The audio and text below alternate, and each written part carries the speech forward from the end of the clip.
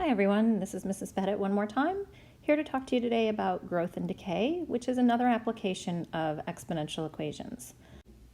Let's start by talking about the graphs of exponential growth and decay, and I'm just going to write this in a little better format for you. So one example of growth would be y equals 2 raised to the x power. And one example of decay would be y is equal to 2 to the negative x power. Just so we can look at the graphs and think about some similarities and differences. So you may notice some similarities, such as they have the same basic shape. They have the same y-intercept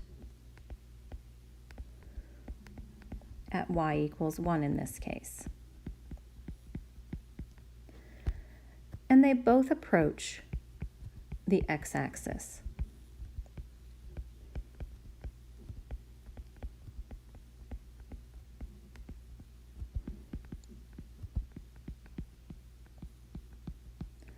Something you may notice that's different is that growth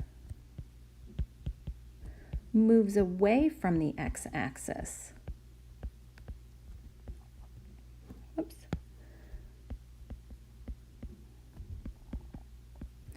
As we move from left to right. And decay moves towards the x-axis.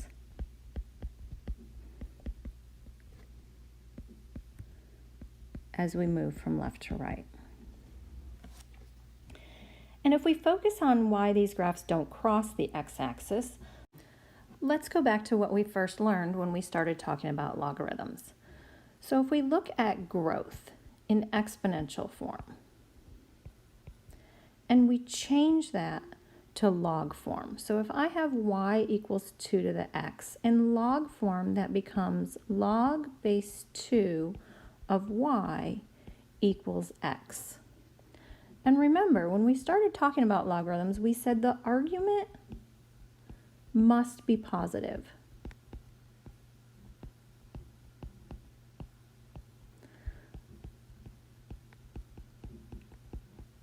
In other words, y has to be greater than 0.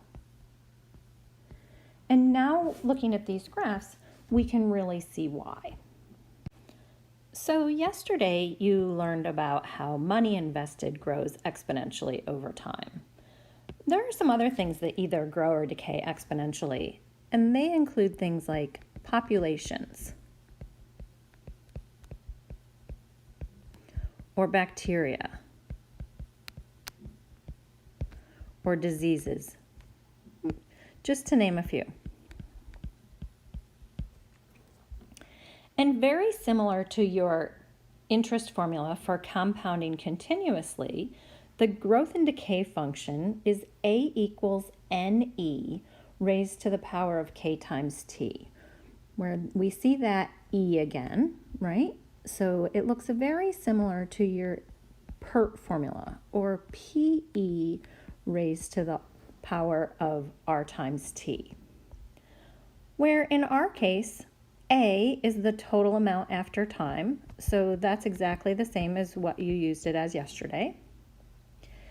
N is the initial amount, or what you start with, so that was similar to P, right, or your principal, what you started with.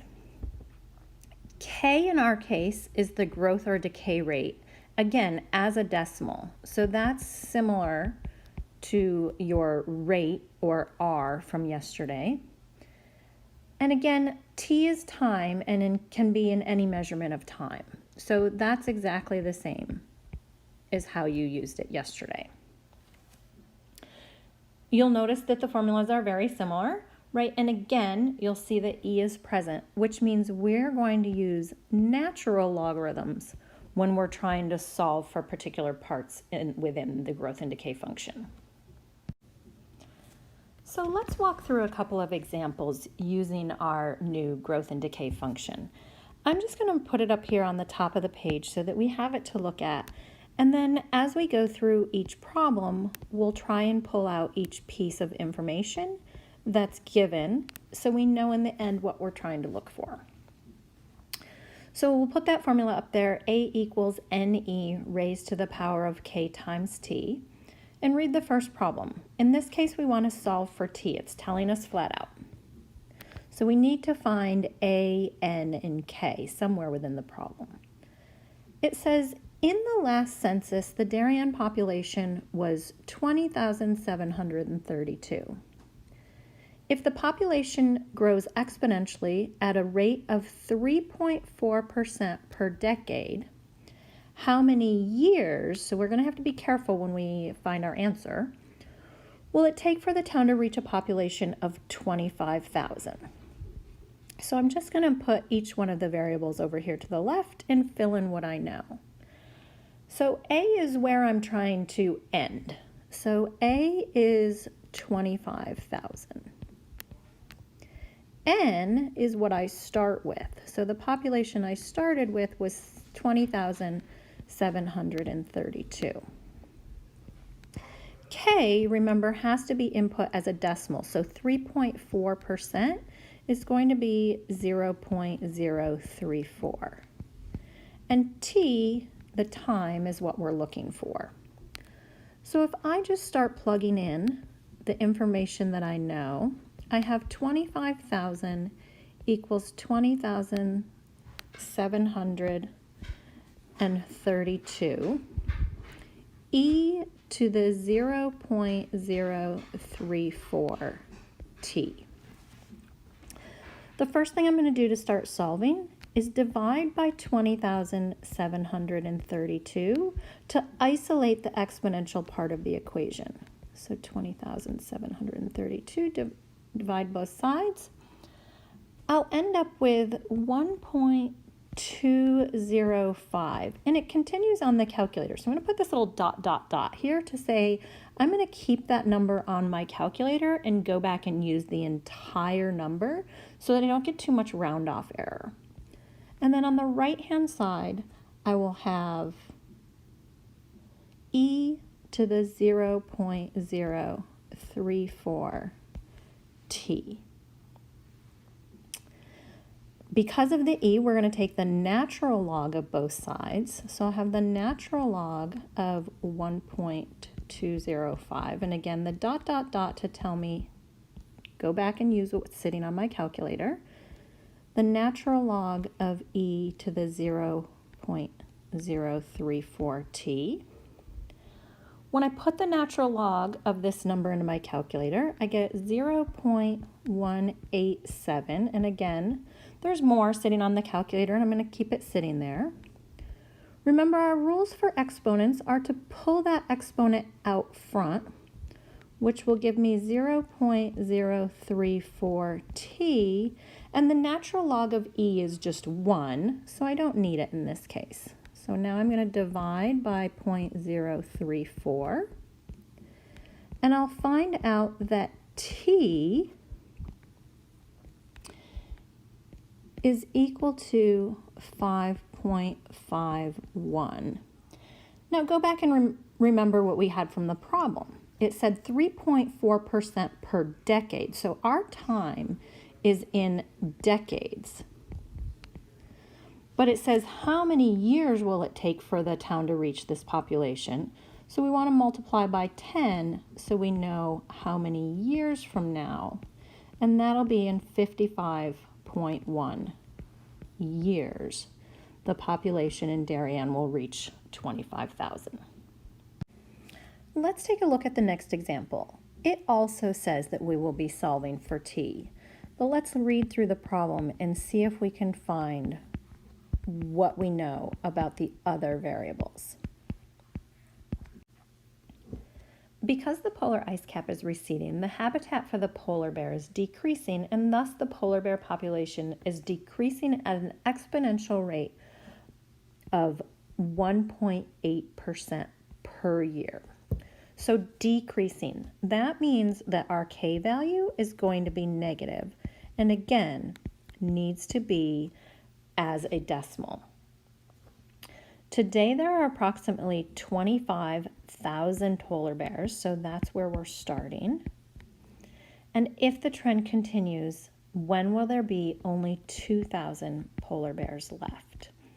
So again, we'll start plugging in what we know. So 2,000 equals 25,000 e to the negative 0.018 t. Divide both sides by 25,000 to get the exponential part of the equation by itself. And on the left-hand side, I'll have 0.08. And on the right-hand side, I'll have e to the negative 0.018 t. Taking the natural log of both sides allows me to eliminate e in the equation. So the natural log of 0.08 is negative 2.525. And again, that's not all that my calculator says, so I will make sure to go back and get all of it. And when I bring the exponent out front, I have 0.018t, and the natural log of e is just 1, so that disappears. When I divide both sides by 0.018,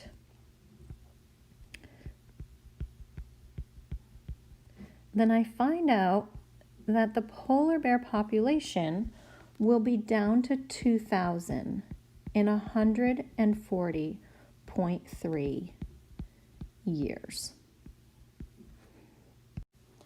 So we've solved one problem for time where the value of k was increasing, and we solved for time in one case where the value of k was decreasing.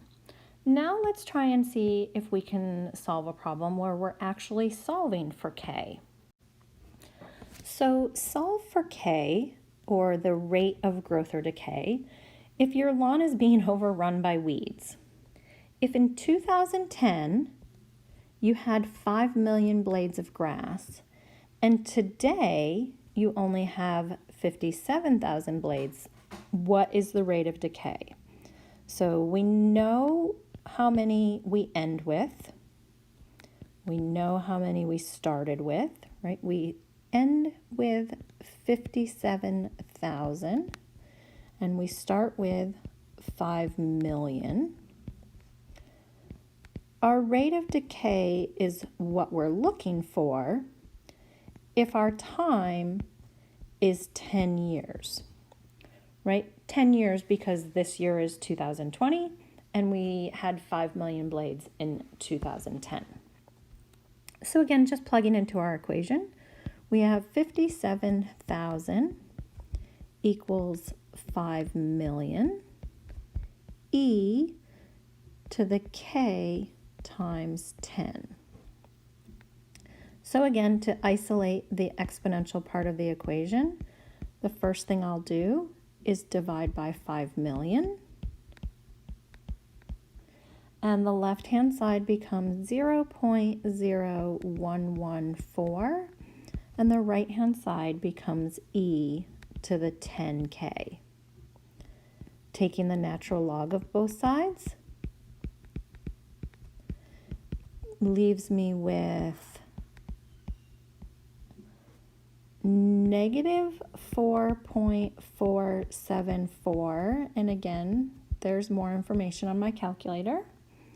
Pulling the exponent out front and knowing that the natural log of e is 1, dividing both sides by 10 leaves me with a value for k of negative 0.447, which means that the blades of grass in my lawn are decreasing by 44.7% each year.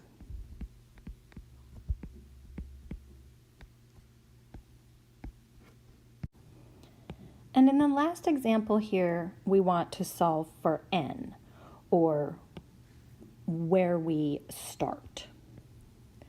So it says, Mrs. Pettit arrives in her classroom to find a bologna sandwich has been abandoned for 7 days. If the rate of growth for the bacteria on the sandwich was 10.2% per day, and she finds there are 7,200 bacteria on the sandwich, how many bacteria existed on the sandwich to begin with? So we're looking for that starting value if we know we end with 7,200.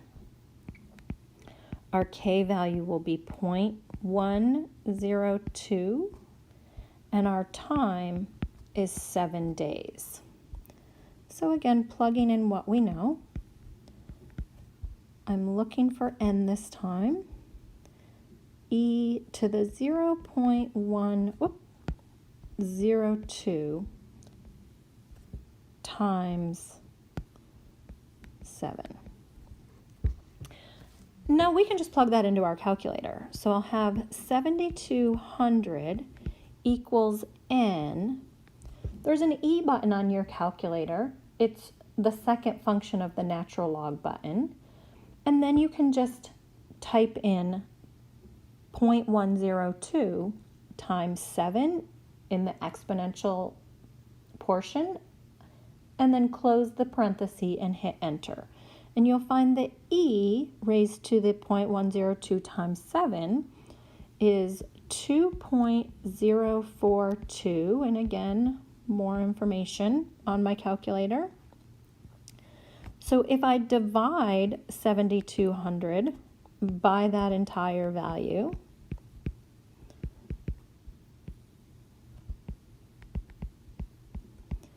I'll find out that a number of bacteria that started on the bologna sandwich was 3,525.7 bacteria. And I'm okay with leaving that as a decimal. Originally, it probably started with some whole number value of bacteria. But the point where we're talking about it 7 days in, it may have already been growing. So there could be the possibility that it was in the process of growing a bacteria. So I'm going to leave the answer as 3,525.7 bacteria. At this point, there are a few more extra practice problems for you to try and then check against the solution key.